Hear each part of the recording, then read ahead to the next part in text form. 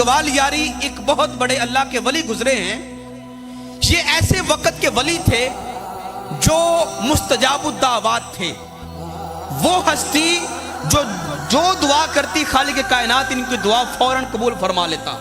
شاہ محمد گوالیاری، ان کے ہاں جو اولاد تھی وہ صرف ایک بیٹا تھا. خالق نے ان کو ایک بیٹا تھا فرمایا.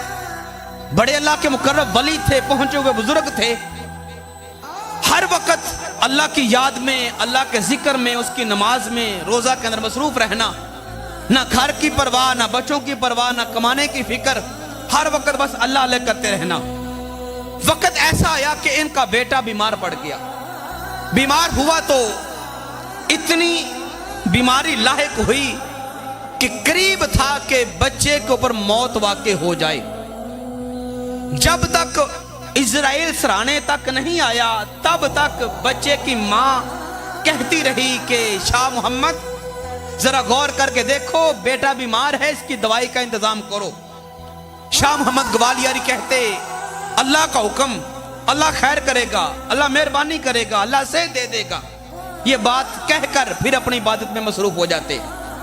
پھر جب ماں تڑپتی اور دیکھتی کہ بیٹے کی حالت مزید ناساز ہے تو پھر بیٹے کو لا کے باپ کی گود میں رکھ دیتی. کہتی کہ بیٹا زیادہ بیمار ہے تو اس کی دوائی کا انتظام کیا جائے. تو باپ پھر دیکھ کے کہتا اللہ کا حکم، اللہ سے دے گا، صبر کرو.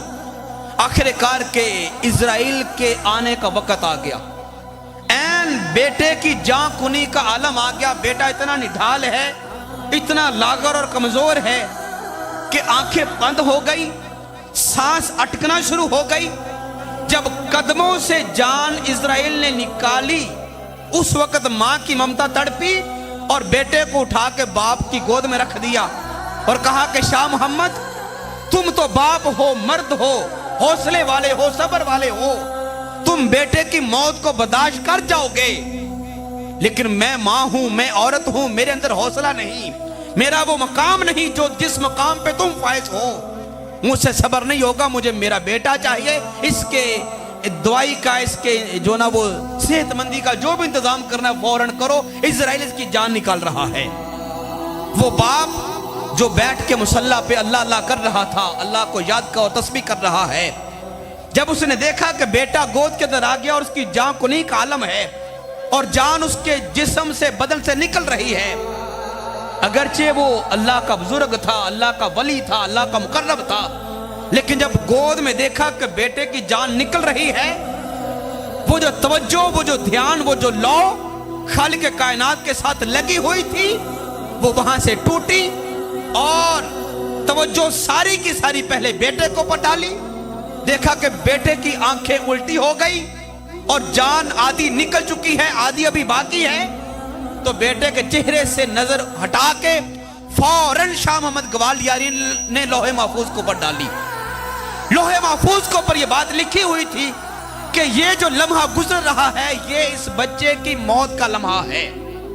شاہ محمد گوالیاری نے اپنی نگاہ ولایت کے ساتھ اس تقدیر کو بدلا اور بدل کے فوراً اسرائیل سے فرمایا اے اسرائیل ارجع الی ربک، واپس اپنے رب کے پاس چلا جا، میرے بیٹے کی جان مت نکالنا.